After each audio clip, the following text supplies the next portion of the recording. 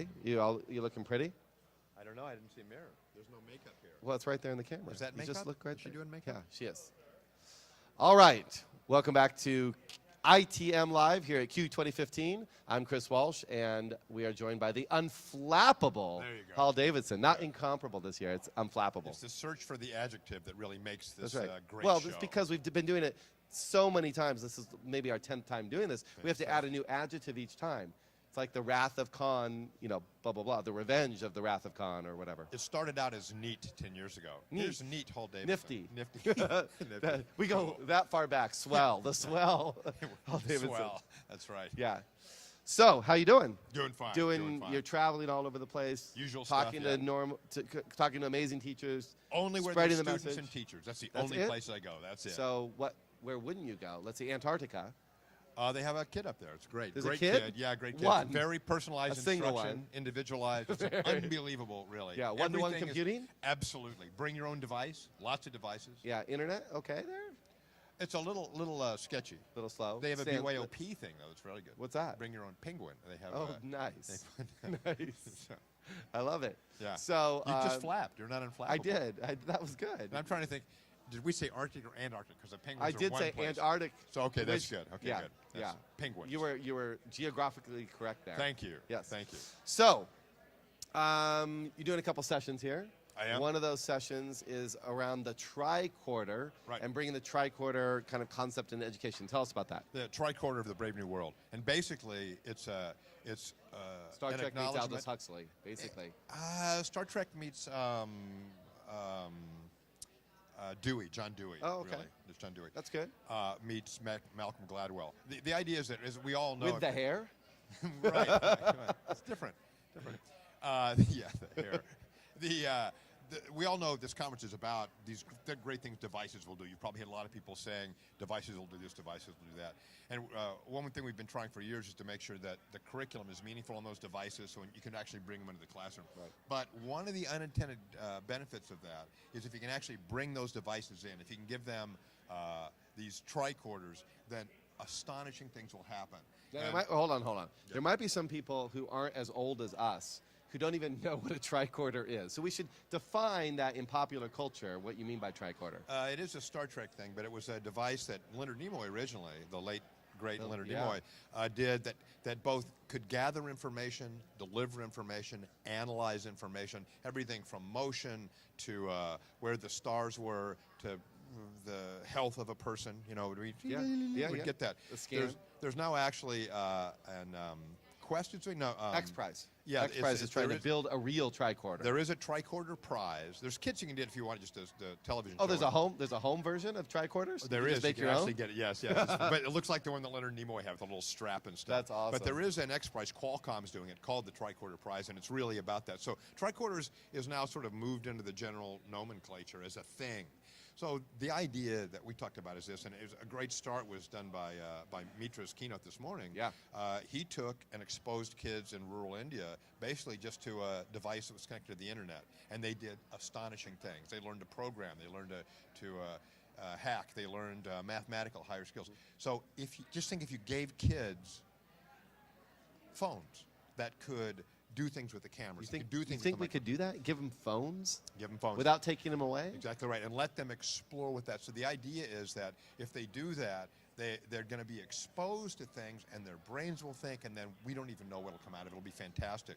So the idea is that you want to make your school to your students what Bill Gates' school was to him. He's the best example. That maybe, and I think his conversation with Malcolm Gladwell talking about Gladwell, there were maybe 6 schools in the world, I think he said, where a kid could get the experiences that he had. Yeah, he was in who had the computer, right time, right place. Yeah, close to a walking distance with from somebody a who college, knew what to do with it. with a mainframe connection, all that stuff. Right. So he was in the right place at the right time. Right. And what we want to make sure is that every school for kids is the right place and the right time. And that means that maybe they think, gee, I could use the GPS to make a game where when I walk over here, then I get the solution. I can't just find it this way. I have to physically move. You just don't know what they're going to think about. Kids have invented things from stethoscopes on iPhones to great ways to do sandbags, new sandbags with polymers. And we do, I work for Discovery Education. One of the things we do is the Young Scientist Challenge. Yeah. I was there and got to see 10 of these fantastic kids.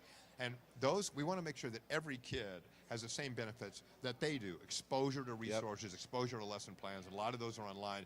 But the notion that there's a process that will happen when kids get exposed to the potential of a tool that will lead them in an astonishing way. And lots of examples. Well, that's the key, though, right? So I was talking to Sugata earlier today. First name basis. Sorry. The question I asked him is, we can expose students, put them in these situations, but we have all the naysayers out there that say, but are they really learning? And wait, there's this canon of stuff that they have to learn around standards and so on. And how do we measure that? So let's put the tricorder in the hands of students. How do we know it's effective? Well, again, some of this you're going to do just because it's a really good idea to have that stuff there. Did Gates' school, when they did the rummage sale and bought the machine, did they think it was going to turn in anything? You just don't know. But how do you know it's effective? One, you look at the data from the early adopters in the digital world. Mooresville is always quoted, but Charlotte Mecklenburg, Anson County, lots of other places have done that. Milpitas in California, Tustin's doing great stuff. You go back and look at material that they did, and if they adopted early, but back before we knew anything, 2008, they went digital, sometimes they went one-to-one, sometimes they just changed their classroom practice. What happened was their achievement went up. Now that's to me, not the reason why you do it, but it does show, when you ask the question, how do we know it's effective? You can take traditional measures and it's effective. And then if we remember what school is all about, and Mitra talked about it, a lot of people talk about this. We didn't go into instruction for the love of standardized tests. I did. Yeah, did you? I love bubble tests. Stanford, that's what Love happens. bubble tests. Yeah. So in addition to the fact that you can check the boxes for student achievement, for parents and community members, you're also saying we're creating kids that not only will they have the entrepreneurial spirit and so forth, but they'll like school. They'll be engaged by school because, look, this is like a game, and look, I can do this. And if you ever are in a BYOD environment, a true BYOD where kids have brought everything from, game platforms to their mobile phone to old devices, you see all this stuff going on where they've matched up their strengths with whatever app or tools nearby. Let me come over and use yours because you got a good drawing tool. Come over here because I can copy and paste on this. I mean, you do see that happen all the time. If you bring in more devices and you get more engagement, what will happen is learning will begin to tailor itself. And if learning begins to tailor itself, then you'll get the spike in student achievement that we found a lot in the early digital adoption. And the key is you have to let it happen. I mean, a lot of people resist that, right? They still want to control that. We have great examples out there in the Deeper Learning Network, High Tech High, New Tech Network, Expeditionary Learning. These guys know what to do with these devices. And so really, a lot of times people might hear you talk about this and say, oh, well, that's great theory, but I can't really do that. And there are people doing it. People need to know this is happening. And that's why one of the great things about the role I have now is I get to work a lot with district leaders.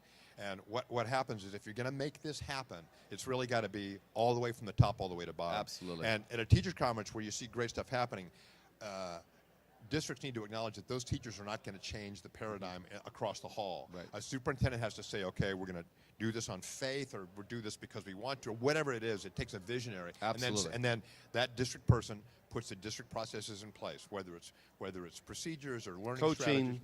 Whatever. And then the site administrators have to know that if the superintendent comes and walks into a room and it looks like there's chaos, that's okay. Good thing. Or this teacher tries stuff and it tanks. You lose semester scores are down.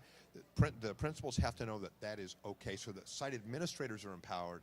They empower the teachers. And then over a period of 3 years is a short window, maybe 5, classroom practice begins to change. Absolutely. But you have to have the vision to do build that. the culture from the top down. And that's exactly what you're talking about. That's why that's important. So for administrators at the site level and up to the district level, if they have a doubt, then really they shouldn't try this. So how do you give them that shot of courage? I mean, you're working with these administrators, right? And I've worked with other administrators, and I can get them inspired, right? But you really have to give them that shot of courage so that they're going to really want to take that leap. The best way to really do it, and there's 2 ways, but I'll tell you the best way in a second. Jack What Daniels? I do goes, sometimes. Depends on the state. We'll edit that out. Yeah, this is a PG show, sure, sorry. That's right. Jack Daniels. You can go in and show them examples, give them data, and this is typically what I'll do in an environment that's a conference environment. You come in and you show them data, you show them examples of what it looks like, you show them the way that the practice works, that you set up a PD model that they can understand, you know, that's, you go, oh yeah, that makes sense. You bind the site administrators, and that's a package you can understand and accept. But a really good way to do it is to put a bunch of them together in a room. Yeah, absolutely. And say, how is it working for you? Because I can say stuff and they go, oh, what a great slide. But when somebody else says, you know, here's what happened when we did it. And I talked to my board, and then the community member came in, and all those things really resonate. And then you see them really start to look at it and go, okay, maybe I could do this. And if they're thinking about their legacy, or they're thinking about really an awful, I would say the great majority of superintendents really are about the kids. They really look and they think, and they do the stuff they have to do because the scores are in the paper and all that stuff, and there's good stuff that happens and bad stuff that happens in the operational aspect of a district.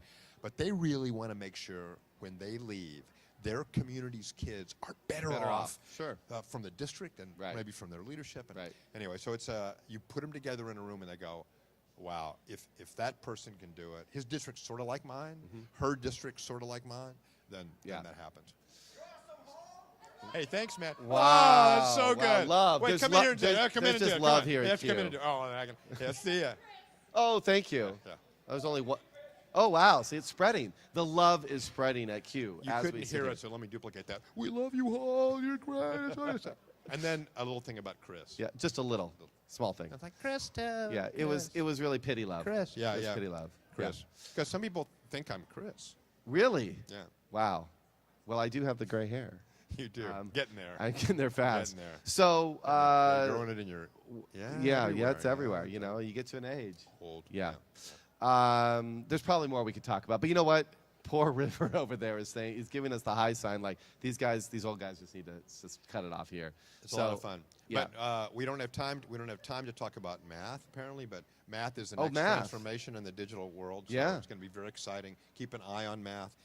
If you're going to transform classroom practice with teachers, you do want a core resource that they accept. Yep. You know, textbooks are never supposed to. Who makes those core resources? Well, Discovery Education makes one, which is great, and it was fun. I mean, there are products out there that do that, but it was fun to help to watch the textbook building process because it's very different than the science book was, which is very different than what the social studies book was, and the math people are very different. But math. If you look at heard math, it here. Yeah, because they teach in a certain way. And math, a lot of times, we have allowed ourselves to believe there are people who are not math people. Oh, yeah. People Terrible. who, well, you know, they're not going to, their achievement's always going to be here. They don't want to get it. It's like, math is so cool. Yeah, math absolutely. is like music. If you like music, that's right. You like math. And you have very few people you go, he's just not a music person. Never listens to it, doesn't get, I mean, there are this many people like that. So it's exciting. Yeah. Math is going to come in its own. Finally, it's math's turn. I agree. That's what we'd say. I agree. And you know, I don't know if you know Joe Bowler's work at Stanford. Yeah. But she does all the mindset math work, and it's phenomenal. I agree. Math is our new frontier. That'd be very cool. That's very cool. Watch it here, because a year from now, math will have begun that transformation, and you're going to have. You saw it here first. That's right. You're going to see in the Q guide, the schedule, lots of math stuff. People going, I couldn't believe I would like that. And I'll just tell you one quick story. Superintendent at one place, they have a lottery every year, and one teacher gets a day off. The superintendent comes in and teaches their classes. I love it. Not a vacation day, not a professional leave day. The superintendent comes into their classroom, which is good on so many levels. Yeah, absolutely. So the superintendent happened to be a social studies person, and the person that won was math. So they took the digital math product, and then they blogged about it. It was just great. They said, you can't believe what math is like now. That's so great. anyway, that was a Discovery Math. So we'll look for more math. More math. Thank you. We'll look for more math. Awesome. And Happy Pi Day, which was just recently. It's too late for that. I know. I'm just saying. I mean, pie is good every day. That's true. But that ship has passed a little bit. All right. Thanks for joining us again. 10 years in a row we've done this. 10 years in a row. They're going to start renaming this the Hall and Chris Show, not the ITM live show. I would so like this. It's such an admirable group, this infinite thinking machine thing. I think it's just every You think it's going to take off? Go back and do the archives. Go back to episode 1. episode 1. Okay, you will laugh at this, and River's going to go crazy, but I talked today, because one of the things I talk about in terms of the new tricorder is drones. Drones are very exciting. Of course. Drones are a real career now. The Air Force is hiring them. There's all this interesting they can do. Hiring the drones. We have to wrestle with a lot of issues, with that, privacy and all that kind of stuff. But I talked about the fact that the Air Force is now looking for 1,000 drone pilots, right? And do you remember the first year of the Infinite Thinking Meeting, first year, either one of the funders or one of the people that was involved in the setup was also doing the training for the drones, and we went into a trailer where we watched those guys do I don't remember that. You don't remember that? I don't. I have to go back into my own archives. Remember that first, sort of the office building, whatever that was? Somebody in that building who I think was part of the original group that put it together. Also, yes, I do remember that. You're talking about Kids Online, who actually helped us do Q Live the first year as well. Yeah, that's who it was. You're right. They were doing drone stuff. Yeah. How very fun. This was 10 years ago. That was longer. Yeah. So. Yeah, it was a ways ago. There you go. Yeah. See, and you heard it here first. That's right. Just saying. Yeah. Hall had no gray hair then. I had no gray hair then. And not an extra 10 years in the teacher's retirement plan in California. Nice. All right, man. Thank you. Thank you. All right. Go back into the archives to find that little nugget and then tweet it out to the world. Because we didn't have Twitter then either. We couldn't share those little things. That's true. And let me, if you're doing a visual search, you have to do it like this. Yes, and I had Grecian formula. Imagine Grecian formula right here. Yeah, that's right. Yeah, all right. Thanks, man. Sure. Thanks for joining us here on ITM Live at Q 2015. I'm Chris Walsh. We'll see you soon. Looking for more great ideas? Check out infinitethinking.org to catch all previous episodes, as well as links to everything featured in this show. And if you've got mad love for the ITM, be sure to subscribe to our YouTube channel and follow us on Twitter and Facebook. And remember, you are the Infinite Thinking Machine. I am the Infinite Thinking